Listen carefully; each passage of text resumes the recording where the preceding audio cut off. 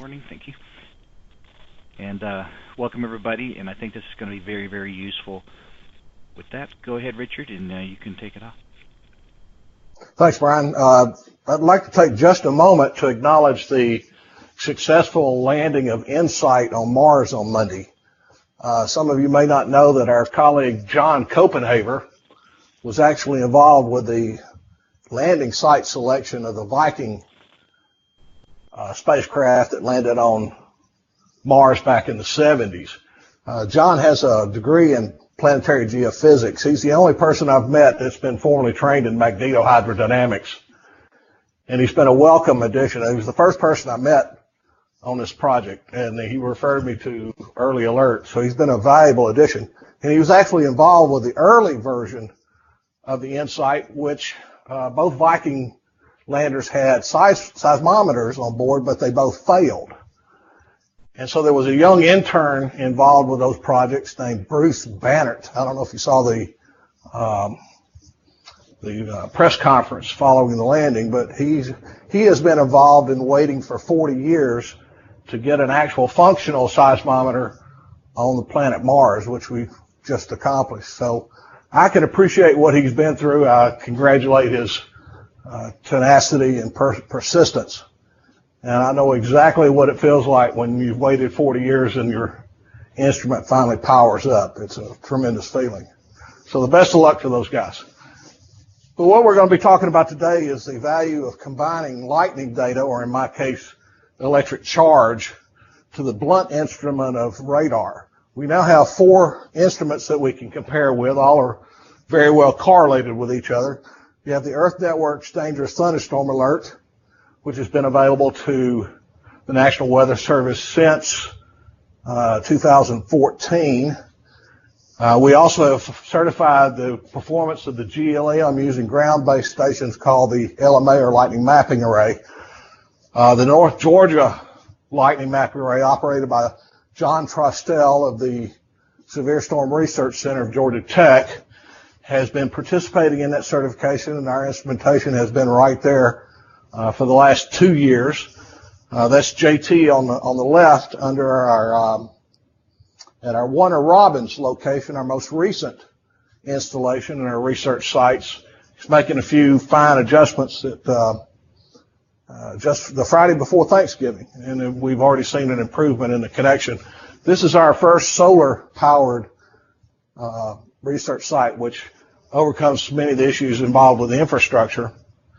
But we've been steadily expanding our research sites for the past 3 years. 2 of the locations are under the operation of Georgia Tech and the Severe Storm Research Center. And we'll have commentary from John and some others at Georgia Tech on some of the case studies we're performing today. But most of the sites outside of the control of Georgia Tech have been provided by Jeremy. Of course, Jeremy's been involved since the validation project in 2012, where we determined that the performance met the criteria of the contractual commitment and performance warranties. So it's no longer about performance of the tornado alert, it's about training and educating meteorologists in the value of using lightning data, or in my case, electric charge. So we've established through this research network that the concerns of meteorologists over the false alarm rate was just speculation and conjecture. There's no evidence to support that we're not performing as we have published. We've also determined that the infrastructure has all the issues that we've outlined. There are significant problems that can prevent warnings from reaching the public that we've discussed with several meteorologists at the recent FLASH event, FLASH conference here in Clearwater, that I attended and participated with. And we're also measuring and comparing with the other instruments that we've talked about. The LMA is regionally limited, so only those case studies in Atlanta will also have the LMA, but fortunately GLM and Earth Networks are national.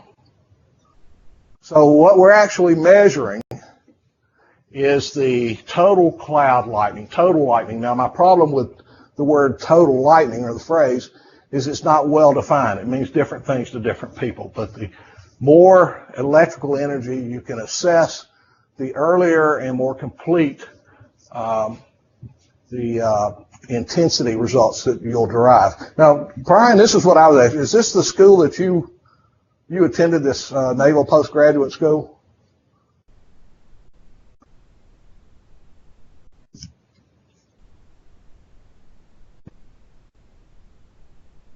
Brian, you there? It does help if you take it off mute before you talk. But yes, the Naval Postgraduate School out there, this is one of their probably thesis and abstract they did for it. You can get a meteorology or oceanography or meteorology oceanography degree, graduate degree there. A lot of the services go there, but a good source, definitely valid. A reputable institution, no question. And this was published in 2013, so it's a recent article on how to compare lightning data with radar signatures and operationally determine thunderstorm severity and highlight the potential benefit of a combined forecast approach, which is what we'll be doing today. The last sentence I highlighted, although not every lightning jump resulted in a severe weather report, I have a serious problem with the wording of that, implying that lightning is introducing the variability when storm reports are producing no variability. The opposite is true. Storm reports and ground truth is very difficult to come by. And we're going to discuss that at length today. So we're going to use the same verification process for both lightning data and radar. We're not going to use a stringent method for one and a relaxed method for the other. But the most significant challenge we face, and we faced this since the 70s, is coming up with ground truth to establish and certify the performance of these devices. But in this case, lightning jumps or flash counts is not the only way to measure electrical activity. That's what they had to come up with for the satellite, and they used it with the LMA since they were trying to replicate satellite performance. But there are other methods that can be used to assess the performance of the instruments. And on the top graph, you see a 4-panel display using Raleigh radar on May 10th of this year, combining radar with GLM, and you see the total energy. That's being changed to total optical energy, since flash rates don't represent total energy. It represents total optical energy, which is different. But there's a sufficient relationship that we can establish probability of tornado, hail, and severity. Probability of wind is the least reliable of these relationships, and that becomes very important, as we'll see. So this is what we measure. As you know, I've proposed a quantum rotational kinematics experiment to prove the relationship of electrical energy and quantum mechanical relationships. The challenges that we faced in funding that project, and there was a fatality at the Mag Lab that deferred, that closed the shop down for a year. So by the time we had raised the funding and the Mag Lab had opened back up and we were trying to get scheduled, somebody else had published results that are equally useful. So these are the first results from a quantum rotation kinematics kind of experiment. And the measurements that you see, panel 1 and 2 on the top, represent the location of the intercloud lightning. The upper cloud lightning is more important than the cloud to ground, at least in what I do. And in the panel 2, you see the presence of particles that are responsible for generating those lightning sources. So that would be equivalent to the vertical integrated liquid VIL measurements that are produced by radar. And then on the bottom two charts, you see that the vertical wind, the updraft strength, is responsible for keeping those particles aloft, overcoming the force of gravity. So the larger the particle, the stronger the updraft. The stronger the correlation with tornado formation and intensity. And then in the last panel, you see charge density. Notice this doesn't represent lightning counts or flash rates. This is charge density, the amount of electricity in the atmosphere, expressed in units called nanocoulombs per cubic meter. Now, when I brought this up with Kermit back in October 2011, Kermit said he'd never heard of this, had to look it up. So I've avoided using this reference, these units, because meteorologists typically don't refer to these in any way. So, but it's not lightning counts. It's a very useful quantity, a physical quantity that I can convert to power, which is nothing more than force over time, time being a very important dimension in these measurements. And I can convert that to work being equivalent to when you receive your power bill from the utility company. It's expressed in kilowatt hours, and that's the amount of work done by the appliances in your home that have consumed the electricity you're being charged for. Well, the same concept can be applied to tornado or storms in the amount of work that they do. The physical quantity is simply force over distance, distance being an implied unit of time since it takes time to cover a certain distance. And I can convert that to total kinetic energy that we've talked about in the past. But the relevance of this quantity, and you see I've drawn a black line from the peak of the charge density to the quantities on the right-hand side, and that relates to vortex formation. So a quantity less than that black line is represented by the panel on the left, which is a weak vortex which cannot overcome the force of friction and turbulence, and is therefore a very brief but has a rotational component, the angular momentum being imparted by the electric charge, and it's insufficient to form a long-lived vortex. And above that value, represented by the black line, is the center column, which is your standard major whirlwind or tornado, meeting the criteria of the amount of work performed by an EF0 tornado. And then on the far right, you have the exceeding the containment parameters so that the vortex simply turns to turbulence, which is what happens in Central Africa.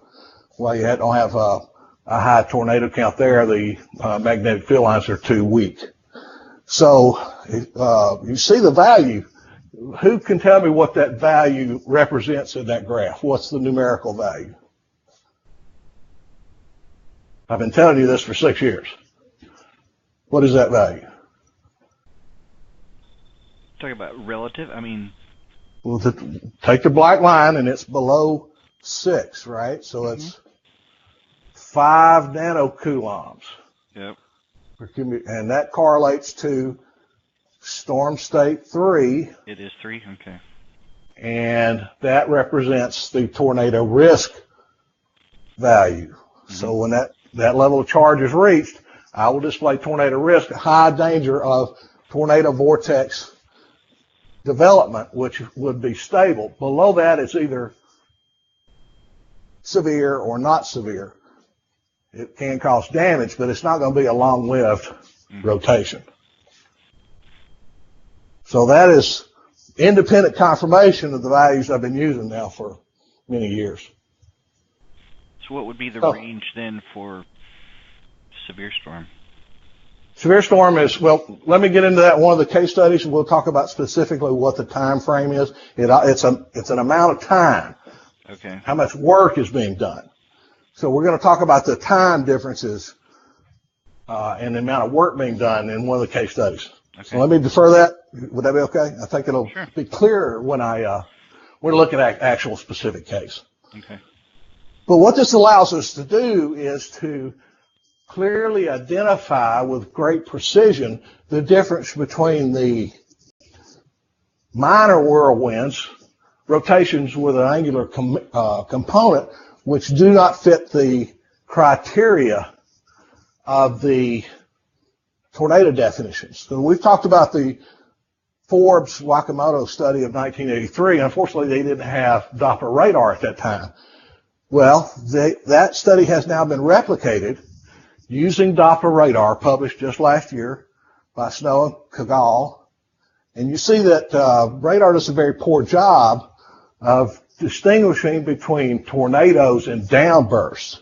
And that was the entire intent of the tornado risk level, so that we can distinguish between an actual tornado and what is a short-lived minor whirlwind causing damage, but does not reach the level. And that electric signature we've known about for 30 years in the bottom right-hand corner. So the connection to thunderstorm updraft, storm growth, and decay stage. So you can see that the downdrafts are usually associated, downbursts are usually associated with the decay stage when the cell is collapsing. The updraft has failed for whatever reason, and that cell is collapsing, causing, in some cases, hurricane force winds over a very localized area. So that recent study recommends enhancements to Doppler radar that will facilitate the distinction between the two. We've already done that with electrical energy over the past few years. So the limitations of radar are well described, well documented. And the assessment from 2011, you see April 27, scheduled maintenance, unscheduled maintenance, damage, lightning knocking radar offline, abandoning the WFO for risk levels, loss of power, loss of communication. These are all issues that can take radar offline. That puts the public in, as markets, as you see in Chattanooga, the market was put at greater risk because of the loss of radar. But when it's online, the radar is designed to take the mid-level rotation, the large-scale rotation, and is unable to detect low altitude, small azimuth, less than 1 degree of azimuth, or thin rotations, especially at great distances. And so radar is unable to distinguish between startup and ending dissipation of tornadoes near the ground. The assumption being that if there's a rotation up in the atmosphere that extends the ground, and that relationship turned out to be not too reliable, especially when the beam height is a mile up in the atmosphere. So since dual polarization was introduced, and as I warned you, the false alarm rate would go up and the lead time would go down. The lead time is degraded to 8 minutes from 14 minutes, and that's because of the loss of sensitivity introduced at dual pole. And all the original problems still exist: the range folding, the beam height, beam dispersion, non-uniform beam filling, the loss of correlation due to noise at great distances, attenuation with high precipitation cells, which are common in the south. But the real issues are on the right. The limitations resulting from the 4 to 6 minute updates. A storm can transition from non-tornadic to tornadic in tens of seconds. So an instrument with a 4 to 6 minute resolution time is not as effective at determining tens of seconds. But these new technologies give us the ability to resolve details at those tens of seconds. Not at seconds, but tens of seconds. So time is very important to distinguish between one level and the next. But the transitions of storm type and evolution of circulations on gust fronts can occur between scans. And we're going to have several case studies today illustrating that particular point. But the motion of a downburst, and that includes updrafts, is tangential to the radar. And this is a problem specific to Doppler radar.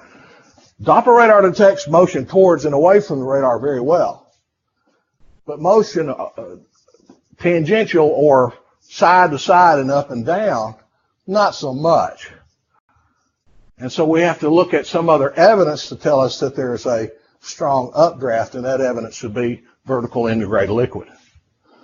But the limitations of the current sampling, the most significant problem is that warnings encompass a large area than any possible tornado damage. the radar, the distance from the radar due to uncertainty in ground location is partly because of beam spreading. So the storms are always going to underestimate severity at great distances from the radar, and we're going to see that happen today. And the National Weather Service and the forecasters tend to overcompensate by issuing more warnings than are truly necessary. So the problem with verifying these results is that the storm reports are highly biased. They almost always neglect non-severe. And remember, I'm setting my criteria at the original 3/4 inch hail size. That was changed in 2010 to a 1 inch. I didn't change my criteria, so the storm reports tend to be biased and not reporting that on the ground. It's kind of rare when you see an actual storm report on the ground, plus the fact the National Weather Service doesn't accept all reports. I've submitted reports. My engineers submitted reports that never show up on the storm reports. So the solution to that, recommended by this paper, is employ the high-resolution tube meteorologists use, and that is radar. And so what would that signature be? Well, that's the vertical integrated liquid we're talking about, the probability of severe hail. Again, I'm using a lower criteria. But the use of wind speed is very dangerous. You can come up with a totally wrong conclusion using wind speed, especially when you're trying to distinguish between the different minor whirlwinds that you see illustrated below. So this is the process used in the GLM verification. We're going to use the same process in the verification of the other instruments. You see the hail event on the top. We're going to use not only reflectivity, which is an estimate, but we also use vertical integrated liquid when available. And the source definitions may be somewhat different between the flashes of the GLM and the charge density that I'm using. So there might be some minor differences in the location, but it's the early warning that's most significant. So then you see in this case, there's a 10-minute lead time using the electrical energy associated with hail, and the lightning jump can give up to a 24-minute. But in every case, the lightning activity, the electrical activity, precedes the radar signature. We're always going to give more lead time than radar is able to do today. So what we're going to do for ground truth is we're going to accept all reports that can be validated, not just storm reports that are listed by the National Weather Service. So in the case you see on the top, these poor people, their home was destroyed, their car was destroyed. There was no warning and no storm report. So users who can submit valid data will be included. Now we're also going to include funnel clouds. Don't confuse alerting with detection. On July 12th, there were no warnings issued. There were no storm reports of funnel clouds, but yet here a user clearly took a picture of a funnel cloud. We didn't alert for this because it's a non-severe. But we did report it. So don't confuse alerting and reporting, detection with alerting. If we report it as non-severe, we've detected it, but we're not going to alert for it because it's not warranted. But the use of these personal weather stations has proven to be valuable. There's over 200,000 of these things being reported to weather underground across the country. Now, they're not always in a location that you need, but it does provide additional supporting evidence. And then we're going to compare to the other instruments when available. So there's one more point I'd like to make, and this came up with the MIT-trained atmospheric physicist. His point was, well, you don't just accomplish an improvement in false alarms by revolution. It's evolutionary. So you guys must be using a very large polygon. Well, no. The area can be computed very simply. pi r squared, r being 30. So you see the square mileage of the tornado alert coverage area for essentially the polygon. It's not that it's at the high end, but it's not out of average. But you see the National Weather Service can increase the size of the polygon, what I call casting a wider net. You've heard me say it, well, maybe you haven't. I know Hans and William heard me say this many times. Casting a wider net, using a larger polygon increases the probability of a detection, but if it fails, if there is no severe event, that only counts as one false alarm. So there's no penalty. So there's this temptation to increase the size of the polygon. And if you apply that logic to April 27th, this is a slide created by NSSL, the bottom right, you see if you add up all the warning polygons, the square mileage for that day, 2/3 of the country was under warning. And yet the only people affected were in the little dot there in the middle.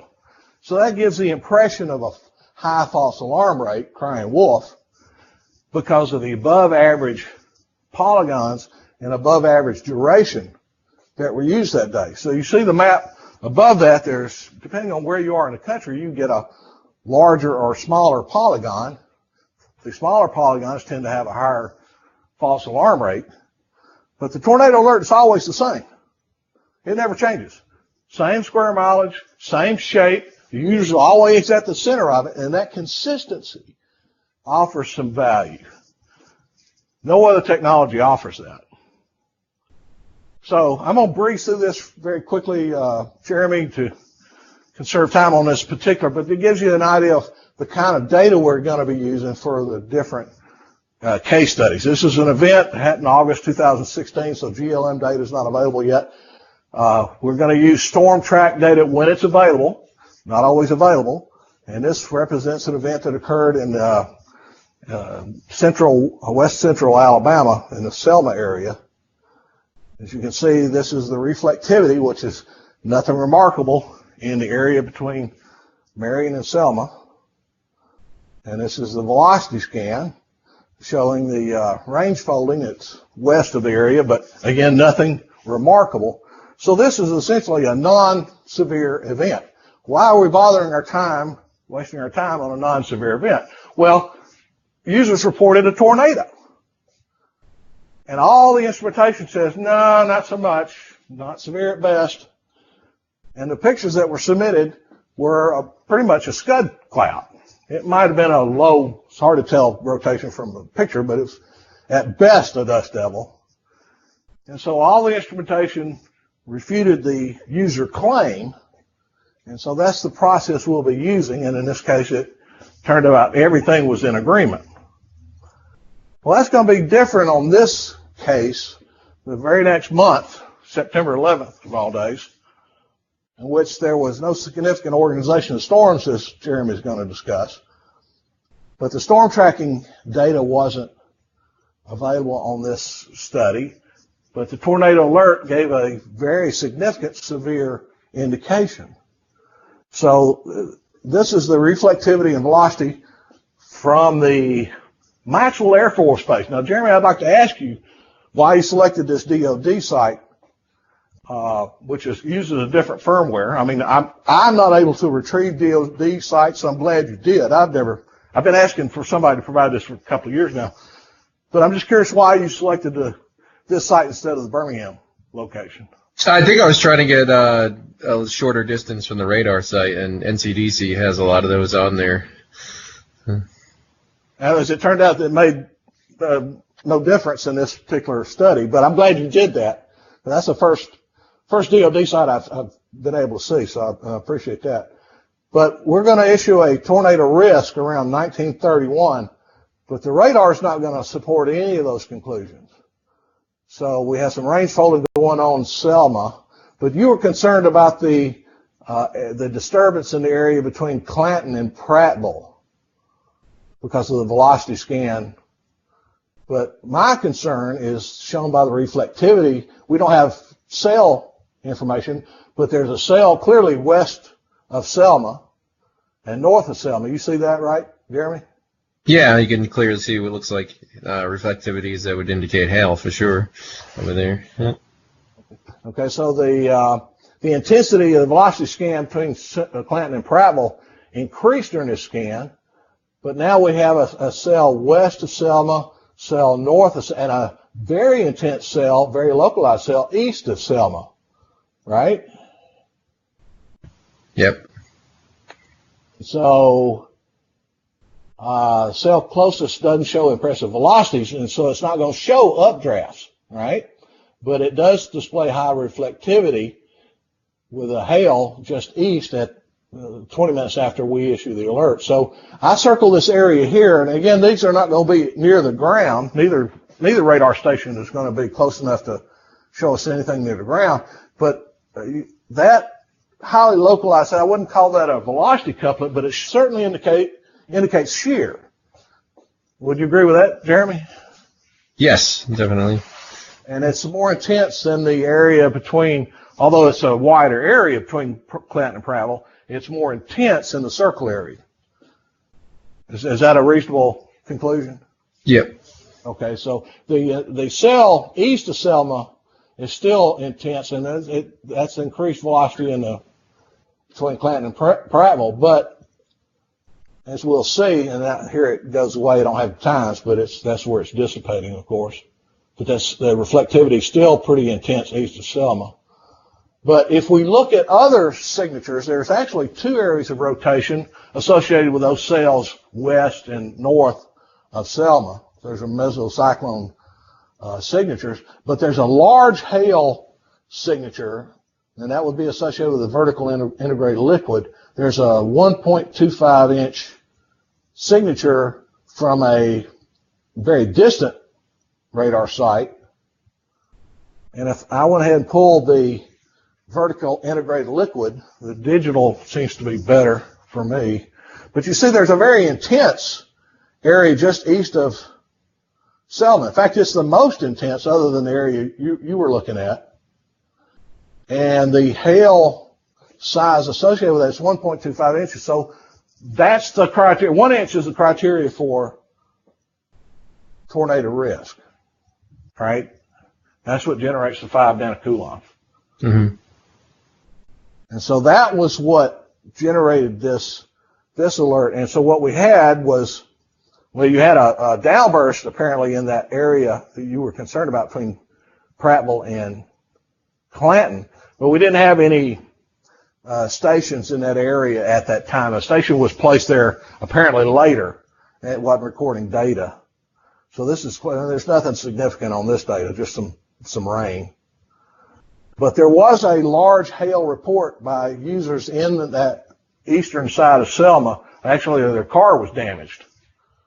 And Earth Networks issued a DTA that corresponds to the hail signature. So we have everything but a personal weather station indicating that criteria was sufficient for this level of warning. Is that clear? You see that? Yeah. Okay. So that's the difference. There was I think a strong storm warning issued by the National Weather Service in this case. But the next case is going to be even more interesting. So if you would describe this, Jeremy.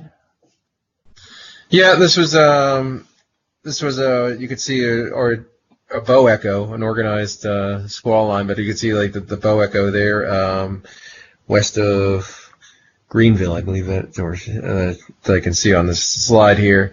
And I'm trying to remember this case in particular, but this was mainly it would be a damaging wind event, as I remember. But yeah. Well, let me point out that the tornado alert in this case is located in Clanton.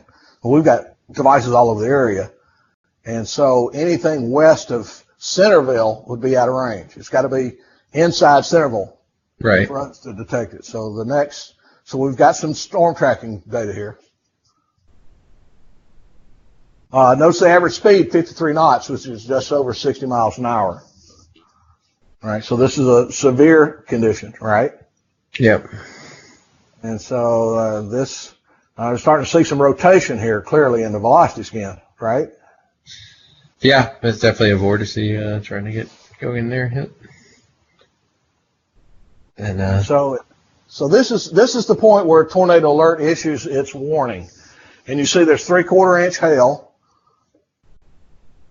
and the wind speeds are sufficient. We actually have some no tornado vortex signatures as I remember, but MDA signature, right? Right. It didn't have no TVS. No. But clearly rotation in the velocity data. Yep. But look south of Greensboro, southwest of Marion. There's some really intense stuff going on down there. We need to keep an eye on that. And I pulled this data from a personal weather station just north of the event, and there's hardly any wind at all. So these events are very localized. But look at that wind south of Greensboro. That's more impressive than our event up near Clanton, right? Yes, it is. But the beam is higher there. But yeah, it is still a very impressive velocity. Yeah. But no MDA signature in that area, which is probably because of the beam height. Mm-hmm. I would guess. So we've got quite a bit of lightning data associated with this event. And it looks like it's dissipating here, but now there's an MDA signature along Highway 82 there. That's where that activity is. All right. So I pulled the correlation coefficient data, and it's nothing where we are, but in that area south of Marion, they're catching the devil down there. Right? Yeah, definitely. All right, so how many warnings were issued for this, Jeremy? None as far as there was severe thunderstorms, but I don't remember a tornado warning being issued. And in fact, in the Jemison area, there wasn't even a severe thunderstorm warning issued. So if we look at the hail size, 3/4 inch, we look at the 60-mile-an-hour wind, even the damage report and the damage assessment says near 65. Near is not 65, so it's below 65. And it only lasted 2/3 of a mile. So if you take the 60-mile-an-hour movement, multiply it by, let's round up to 0.7. 60 times 0.7 is 42, right? 42 seconds. Yeah. And so this is clearly a severe event. Anything over 30 seconds is considered severe at these energy levels, up to 48 seconds. So if this event had lasted 5 more seconds, that's the kind of precision we're talking about here. 5 more seconds, we would issue a tornado risk. But as it is, a severe event can have rotation in it, right? Yes, it can, for sure. Okay, so the other event in Jemison looks more like a downburst to me. You got very minor damage over most of the path, and then suddenly a localized area with hurricane force winds. So there was an event that helps to clarify this a few months later. Another tornado, and in this time, the National Weather Service issued a severe thunderstorm. No tornado warning, but a severe thunderstorm. And their position is, you should take severe thunderstorms warning seriously. So intense thunderstorms can produce brief tornadoes. Well, I agree with that. Isn't that what happened in the Jemison event? Yes, it is. And so this meteorologist says, I'm actually not a big fan of trying to issue warnings for every short-lived small tornado. Well, the National Weather Service, that's 4 to 6 minutes. To me, it's less than 50 seconds. So in this event, I know I would have issued a tornado risk because look at the hail size. All of it's over an inch. And it happened earlier than a tornado. So I would have issued at least a tornado risk, probably tornado because this tornado lasted longer, 1.5 miles. So at least a 1 minute tornado, but certainly tornado risk minutes before this event actually happened. And if you look at the hail on the bottom right-hand side, that was a record hailstone produced in this area at about this time that is being studied by our colleagues up at IBHS. That's Ian Giamanco. the lead research scientist who we're working with at the International Business and Home Safety Institute with insurance. And so there was another event that happened November 5th with our friend up in Kentucky, who looked at the damage photos and concluded this was also a downburst. And you see the lightning activity surge and then decrease. And so the damage in this event occurred in Colombia. And you see the typical downburst signature on the right-hand side. Let me blow that up. So here's what tornado alert displays during the actual microburst event where you have a sudden increase in lightning activity. So this tornado alert will display lightning and then not severe and then severe, and depending on how long it lasts, possibly tornado risk. But when the maximum outflow occurs of this microburst is the lowest activity as far as lightning is concerned. And so this is a classic signature that we use for microburst, which is what happened in Kentucky. You see the lightning activity suddenly increase and then go away. And so this is the commentary. You saw this, didn't you, Jeremy, from Georgia Tech? Yes. Mm-hmm. Okay, so again, the TVS they're talking about here is the overall large rotation. There was no TVS signature as such, no MDA signature, and no debris signature. But what he's pointing out, this is JT's commentary here, what he's pointing out is areas that are west of Columbia, and so the lightning information would have occurred even before this in Glasgow, which is more than 30 miles from Columbia. So in this case, the surge in electrical activity occurred out of range of the tornado alert. And by the time the damage happened in Columbia, the minimum lightning activity was present. And so what you have to do in these microbursts is look at the electrical activity, look for that surge, and then watch for the collapse of the storm. Remember, we talked about the echo tops were 20 to 25,000, right? Low top, yeah. And so before that, in the Glasgow area, they were at 30,000. So this cell is decaying. It's collapsing. And that's what produced this downburst. Even though it's being called a tornado, it doesn't appear to be a tornado to me. It doesn't reach that level. And it's very hard to tell the difference between EF0 and EF1 damage and a downburst, except in the duration, of course. So this illustrates the need to be able to distinguish the time. And so we would consider this a minor whirlwind, the the Chilton County event, simply because of the duration. Does that make sense? You see what I'm doing with this? So you asked earlier, Brian, about the duration. Yeah, I understand it better now. Okay, so severe is 30 to 48 seconds. And so we're talking a difference of 4 or 5 seconds here. Mm-hmm. That's the kind of precision we can achieve with this. And let me remind you, there was no warning at all issued by the National Weather Service for that event. So, what is this? Oh, March 20. Take it away, Jeremy. Cover this one. Yeah, that's pretty recent. Let me go to this. Here we go. Now, you remember this one? Yeah, yes, I do. This was the obviously a you got much more classic rotational couplet there, and you could see the hook signature in that supercell, and then there's the other cell splitting off from it to the south. Yeah. So who was our observer in this case? This was William's house. Yeah, this is William's house. A very excited William Wagner, I might add. This is the one where he's in the video. And he was posting. He has a video where he posts every time the TAU had a detection, which were several, I believe, on this night. Yeah.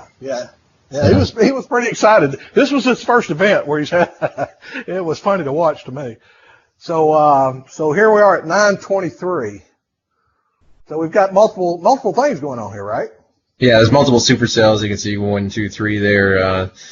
Interesting that they're able to get that well organized, being so close to one another, but they did, and you could still see that main area rotation. It's highlighted on the right with that northern cell there. So yeah, this is the one has yet to cross the border to get close to him, but.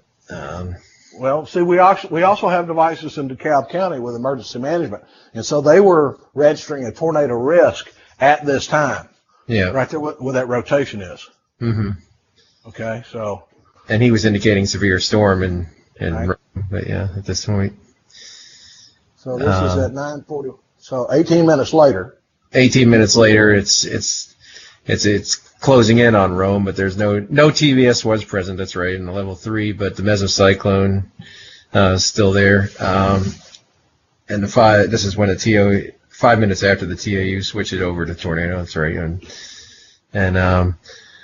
there was no tornado warning issued at this point, which I'm surprised. Given even with the I was surprised to see that with the rotation and then the hooks there 1, 2, 3. He had 3 supercells, clearly rotation, but I guess not enough of a couplet to go ahead and pull the trigger. Yet. Yeah. So we're indicating tornado. TVS still not indicated. And yes, here's where the warning's issued. Right. Mm-hmm. Yeah. And you can see that southern cell has a clear hook, and then you can see let me get tripping over my words here, but the 2 areas of rotation near Rome, the first one weekend. So this was kind of cyclical. It was producing one meso after another for a bit, and then then the southern one is the one that really was the one that was becoming impressive there. But. Yep. So that's the same thing here. And then the TVS goes away, and we go to tornado risk. Right, and then the TVS continues with the more intense southern cell, which actually produced a tornado. That one is the one that produced, yeah. Mm-hmm. And so as we moved east, it entered our region where the Georgia Tech instruments began picking it up, and the researchers there. And of course, it issued severe thunderstorm first, followed by tornado risk. But it was the time of those warnings preceded the National Weather Service by 20 minutes. Yeah. And so you see the indications on our Davis instrument weather station on the right at the bottom. First, the severe thunderstorm, followed by the tornado risk, ultimately tornado. So we gave, I think, 10 minutes additional lead time in this case. Yeah, and this was a particularly strong, as you see there, EF2. So. Yeah. And there was even a 60-mile-an-hour wind recorded at Dobbins Air Force Base where our equipment's located. So, yeah, this is not one of those borderline events. This was clear cut. Cover. Yeah.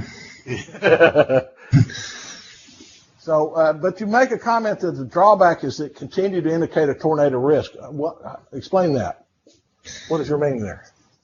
Going back to this, I guess that might have been a mistake to say it that way. But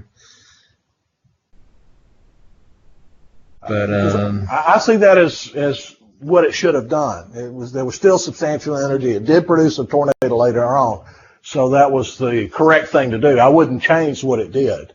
Yeah. Yeah. It did eventually go to severe thunderstorm, but I don't think that was in Williams' video. I think he. No, I think he cut it before that. Yeah. So I guess what he's saying is that unless you're a meteorologist and the storm has passed you, it still indicates a tornado risk, even though the threat for your your location Yeah, is. that's probably where my. But if it's within the 30 miles, it's still going to indicate that, even if it's past you, I guess. So that's the. So it's not a problem with your instrument, it's just the way that the user has to interpret the data on the instrument. I guess kind of combine the two. Yeah. Right. Well, and that's done very intentionally because of an experience I had back in 1973 where there were actually two squall lines coming through. I knew nothing of the second squall line.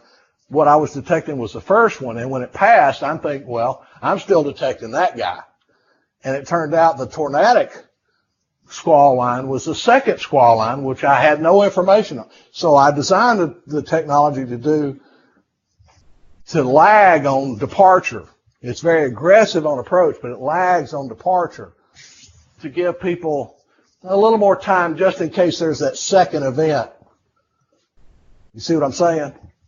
So Yeah. It's designed to do that very intentionally. And in this case, the warning was appropriate because once it left the 30-mile range, it produced another tornado downwind, downrange.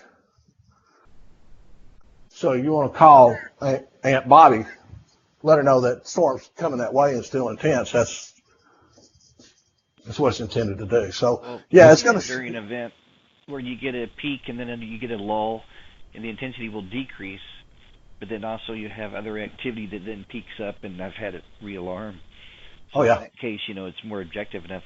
But, I mean, you do have to have some level of situation awareness, hopefully, if you have the connectivity, for that. But if nothing else, and count those bars, the more... Yeah, say if the bar count's going down, it's moving away. Exactly, Yeah. and if it's getting more, then that thread is clear. So that, I think it's well proven as far as this particular case, but hopefully in the future, if we get to it where they could be networked, you could cross-triangulate, then, you obviously would have a really clear idea. Over a broader area. Yes, exactly. You focus on a 30-mile location here. But that's what it's intended to do. It's designed to operate that way so that it's very aggressive as the storm approach, but then it's going to lag and keep reporting intensity for a little bit longer after it departs.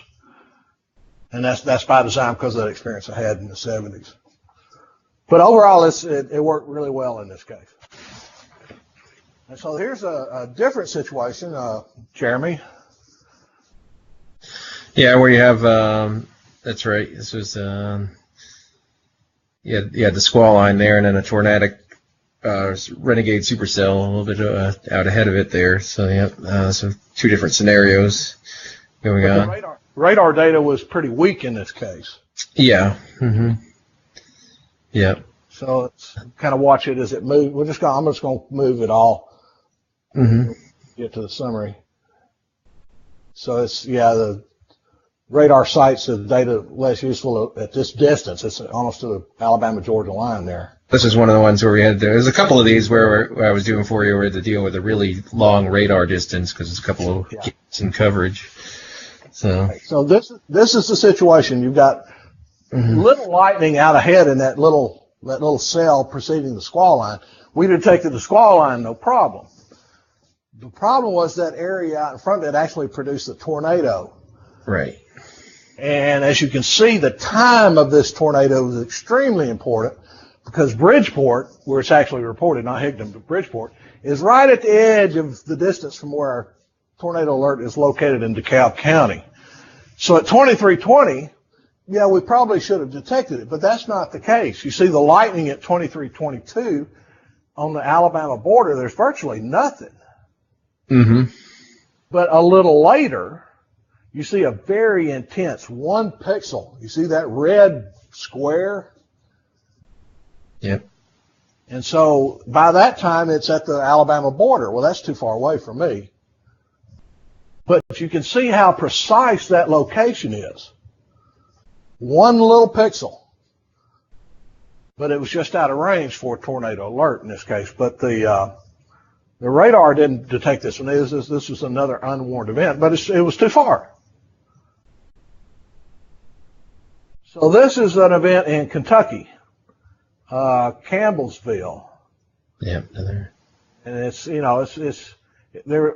This is a situation where I used Davis There was a Davis Instruments north of Campbellsville which showed a 60-mile-an-hour wind, so the severe condition was present there, justifying a warning in that area. But you see our tornado alerts down in Russell Springs. So I should not have alerted for that, did not. But here's my problem. Do you see those warning polygons? Yep. There's no justification for that. This is the single biggest problem we have with tornado alerts saying, okay, you're okay, it's not severe. And the National Weather Service is going crazy. But the conditions did not warrant the severe wind speeds. If you look all over the Davis, all over those places, all those damage, that's 30, 40 mile an hour winds. Do you agree with that? Yeah. And so once again, the distance from the radar plays an effect. And this area, Adair County in Kentucky, is in a serious gap. Right? None of the radar locations cover this area very well. No, this was every time we had the Adair County cases, I was didn't really find too much useful because of that. It's particularly bad for that spot. Kind of like parts of North Carolina towards Charlotte, I know, have struggled with that too. Oh yeah. Yeah. Yeah, Charlotte's were the worst in the country. Baton Rouge has there's just gaps all over North Georgia. There's just areas where it's difficult. So this is an event here in Florida. Oh yeah, this is the one that has a corresponding dangerous thunderstorm alert, but it appears to stay at the very edge of the range, just 2 bars. And it stays right there, moving north, but right at the edge. Yeah, and it's hard to get reports. This is a case where you wouldn't get too many reports because it was over pretty much the swampland. There wasn't much population. There was nobody there to report anything that would have happened as well. And this was also not a tornadic situation because this is summertime, boundary generated thunderstorms. The only time you get a chance of a short-lived whirlwind would be with the boundary interactions in this kind of scenario. But yeah. But in Florida, lightning is crazy. Yeah. And so you see the cell that's producing the lightning is very localized, just at the edge of the range of the tornado alert. So DTAs were issued as well as a tornado alert severe, and GLM's clearly showing severe conditions in that cell. But notice that signature, Jeremy, the inverted triangle, purple inverted triangle. Yeah, yeah. Now that's beyond range. Fort Meade is just beyond my range. It's not on that map, but there's another signal. Oh, see this? Those are tornado vortex signatures. Mm-hmm. There's 15 of them, 2 different sites. So, I don't know, what do you make of this?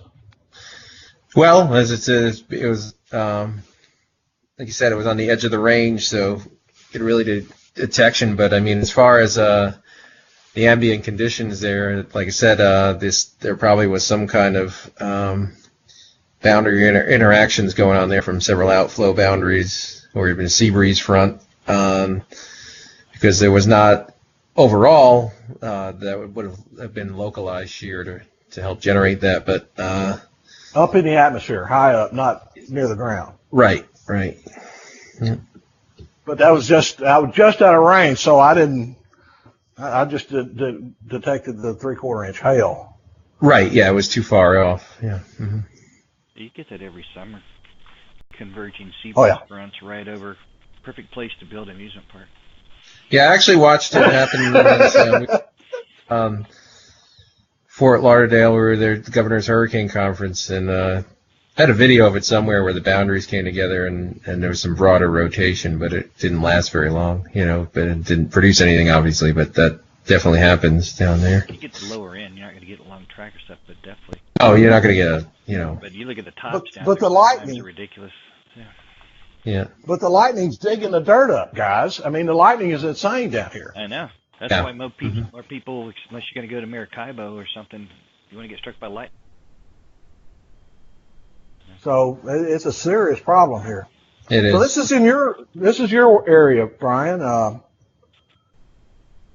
So we've got a couple of cells involved here.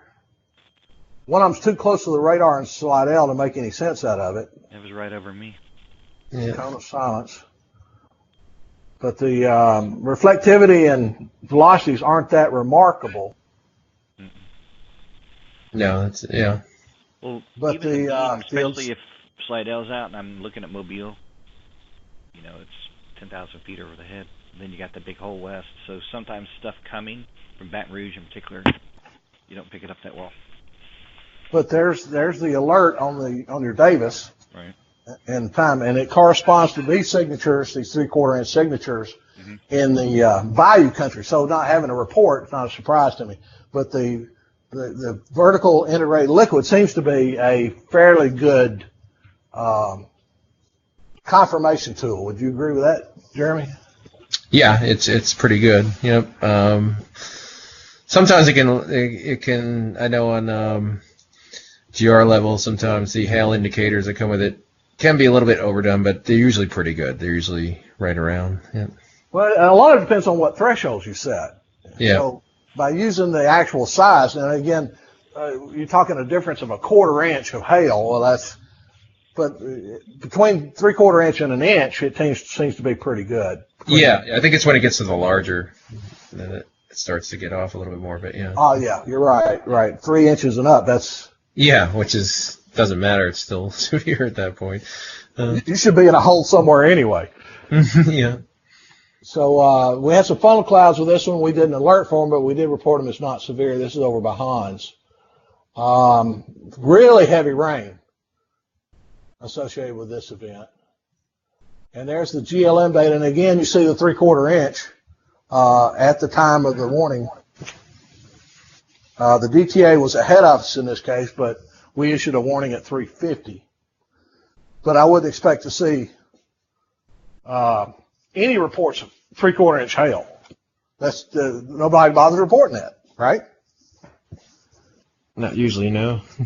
Well, I mean, some do, but I mean, It's not considered severe, so people don't bother with it much. I'm going to rush through this one. You see we've got more hail signatures, but I got a summary at the end that I'll get to. Again, we got some pretty hard, and there's the severe event on the Myakka station. That's operated by Michael Nagy, Georgia Tech engineer. And so pretty heavy rain, hail signatures. And let's see, there it is. There's the summary. So at 4:24, we issue a severe alert. The DTA is 16 minutes later, and then a National Weather Service issues a strong storm alert with the comment that there's frequent to continuous lightning. The only warning issued was an area flood up by me. So that storm moved from south to north, and you see where the DTAs were issued. And we're generally 20 minutes ahead of those guys. Of course, it depends on speed and location and everything else, but you see the once again, the hail signatures seem to hold up pretty good. We consider that one a success, Jeremy? You okay with that one? sorry, yeah, that was a mute. Okay, so this is an event that here in my area where a severe warning polygon was issued, but it didn't extend to my location. ETA was issued as well. And here's where the large hail report is made. There's a 3/4 inch hail report, physical hail report. That's a bit unusual, but it supports the only difference between this report and all the other ones is we've got a ground report. Right. But we still have the same signature, so there's no big discrepancy. But the warning was outside the polygon area, and outside the DTA had already expired, and I was still issuing a severe warning at the time of this. So it moved from north to south, so I issued a warning the entire time. So I basically summarized the rest of the data. I'll put this in the video. There's no reason for us to cover each and every one. They basically say the same thing. we're issuing warnings. I will show you one. Brian and I were on the phone when this happened. This is a case where a DTA was issued and we issued no severe alert. DTAs are also issued for heavy rain. I don't issue an alert for heavy rain. It's got to be a significant hail event. Here, we were talking on the phone one day, Brian, and they started issuing tornado warnings. Yep, I remember that. And this is where there were two separate events, severe events on the tornado alert reported to the data station. And you can see there were MDA and hail signatures associated with that event. You see the vertical, is that composite reflectivity? Composite reflectivity in one and the vertical integrated liquid in the other. And it's got a very intense area. I think that's what I was issuing for.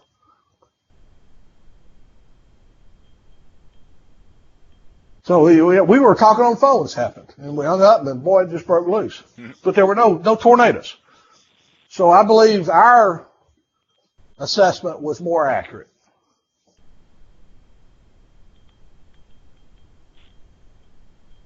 And so this is a tornado report in Macon. That's just north of our Warner Robins installation. They confirm a tornado, but there's no tornado report. See, there's no tornado icon. That hadn't appeared there yet. But they did issue a warning. You see the intense reflectivity, and so Georgia Tech's pretty happy with our detection in that area too. So we were able to reduce false alarms. There's no question about that. The increased sensitivity provides increased lead times. We were able to discriminate between minor and major whirlwinds, downburst in particular. There's a classic downburst signature. And you notice the report at the bottom.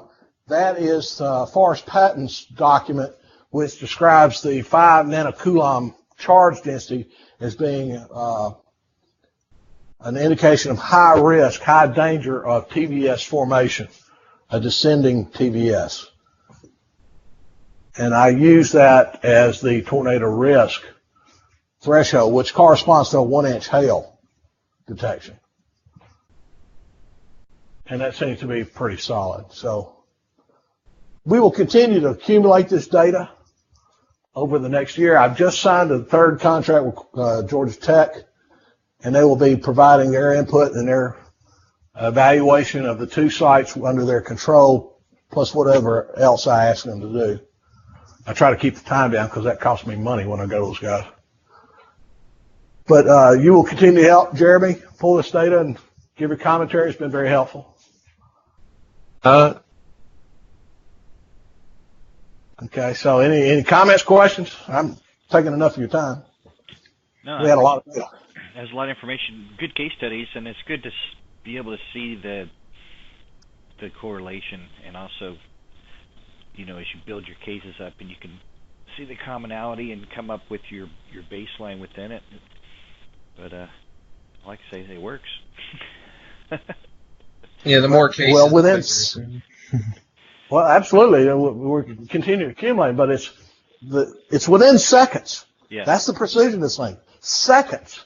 Well, I'd like to see, as it evolves through with the signals and goes from level to level, that it sends out some type of a signal so that, like for my Davis system, instead of it just tripping and say, okay, yeah, I know I got at least severe, that it would be incremental, and I could know by that, say, I've got... Well, it's funny you should mention that, Brian, because we're not using a Davis at MIACA with Michael Nagy. He's developed a custom weather station based on Arduino technology, which is what we're using in Tornado Alert, and it has a dedicated lightning port.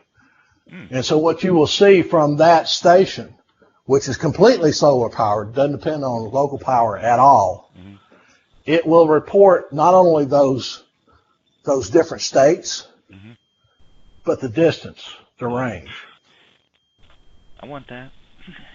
Yeah, that. So yeah, if we could take that type of information and network put it, there'd be a whole new system out there. And then it worked pretty good in Africa, don't you think? Yeah. No, independent of power, The lightning detection technologies that are available today are going to get false alarms because of the amount of lightning that's in Africa, then a tornado doesn't form. But using charge density, you get more reliable results. Right. So yeah, great idea, Brian. Let me think about that. So I guess I need a different weather station. No, it's we're hoping to get it on yours as well. Mod it. All But the non-Davis, the custom, is half the price of the Davis. Exactly. So. Yep. And then there's still a observational war going on between Davis and Weather Undergrounds. Oh, I'd like to get out of that. Thank you. Me too. But we're not. It's just the way it is. Well, all right. Any other questions for Richard or for Jeremy? If not, you can follow up. I don't know. I'll just leave this running, Richard. Continue to. You want to walk through the rest of that? Todd, do you have something? No, definitely looking good. Happy to see all this, the data. Yep, definitely. All right, I appreciate it. Well, we're going to put this in the video. If you want to drop off, I'm going to keep this going for Richard, and we'll go ahead and record the rest of this. Oh, we're done. Oh, we're done? We're done. Hey, that's easy. Yeah, we're done. This Stop is it. last one. All right. Give me that video as soon as you can, and I'll post it. Okay, will do. All right, appreciate it, everybody. Thanks for your time. If you got any questions or follow-ups, just shoot them to Richard and copy me, please. And other than that, have a great day. Thanks for setting this up, Brian. You're welcome. Thanks.